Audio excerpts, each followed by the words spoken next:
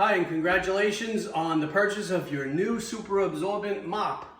Now, when you get it home, you should have 3 handles that you take out of the bag and the mop plate. Obviously, the handle with the plastic part on the end is the end of the handle. The other 2 pieces are exactly the same. So you screw one into the other, as so. Hand tight is good enough. Screw the other one in. Now my handle is assembled. We always recommend assembling your handle first before inserting it into the mop plate. You're going to take the open end here. One thing that some people do by mistake is take the part with the screw and try to put it inside there. It's not going to go in. You have to put the open end inside there. So again, I'm going to assemble my handle first. So this way you only have an open end that will fit inside the mop plate. So you put it in there, you turn it hand tight. Now your mop is fully assembled. Now it's time to put on your mop head. Your mop head is going to arrive in a bag like this. It will be probably soft and malleable and pre-moistened. That's normal. We ship it out pre-moistened. But in case it has a hole or gets punctured, it's going to dry out and get hard like this one. That's totally okay. In the event that your mop head arrives hard because there was a hole in the bag, all you need to do is activate it with water. Once you put it under warm or hot water, it will be soft and malleable and ready for installation. Always make sure that there's no hard spots and that it's completely saturated and soft when installing your mop head. Now, on your mop head, you have one end that has a hole, the other end does not have a hole. The end that does not have a hole is going to be inserted first into this track area. Let's take a look at your mop plate. You have a very important, the most important thing to remember is this red button.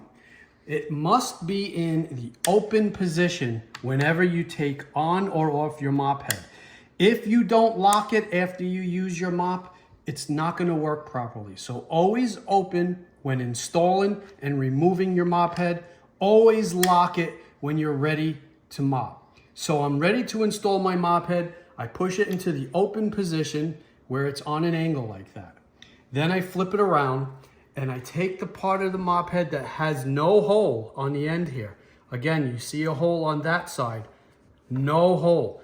And there's little tracks on the bottom of your mop head that you're simply going to just insert and align them one by one very easily. If we go into this angle, you can see how they get inserted and just push it forward. Now, if you put the other side in, it's not going to go in because it's not designed that way. So the side with no hole first. You insert those tracks. Make sure you don't miss one like that.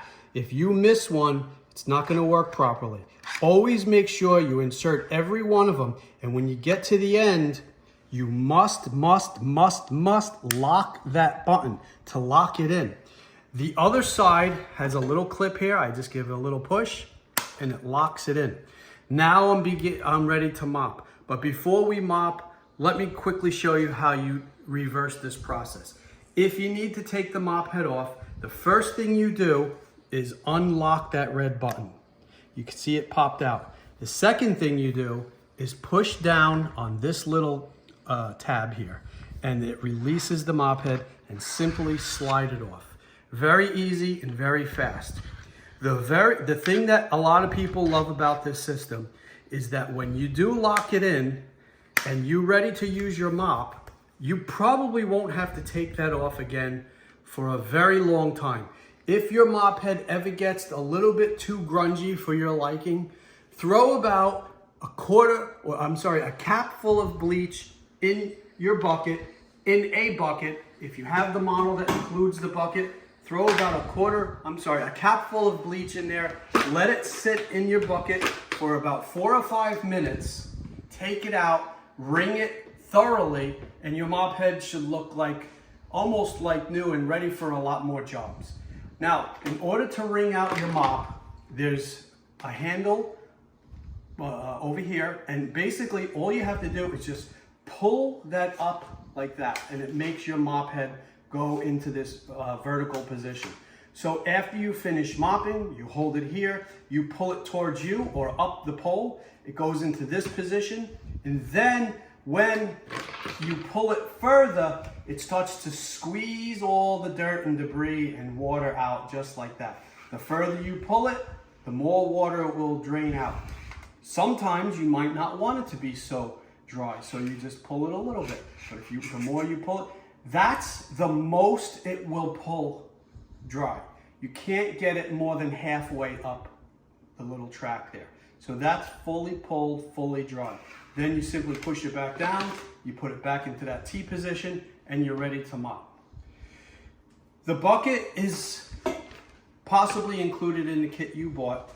This is a collapsible, foldable bucket. When you're ready to collapse it, you push one side down, you push the other side down like this, and it's really, really small, so it's easy to store.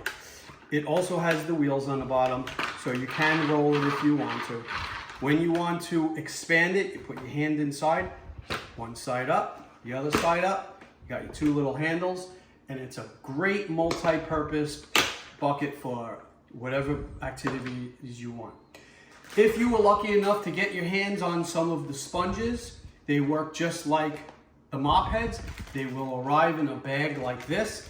Again, if the bag has a hole in it, it's going to get hard like a rock. All you have to do is wet it and activate it, and your sponge is always ready to go. When you finish using your hand sponge and you happen to maybe put it on the side of your sink or wherever you store it, by the next day you'll start to feel it get hard again.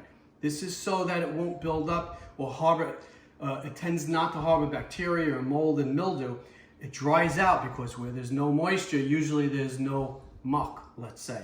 All you have to do is wet it, wring it, and it's ready to use on any surface that you like. And you can use chemicals with these, by the way. If you want to use a harsh chemical like bleach or ammonia, I would just use a diluted version. Never use straight up bleach or straight up ammonia. Always dilute it in your included bucket. I hope this helped you with any problems or questions you might have.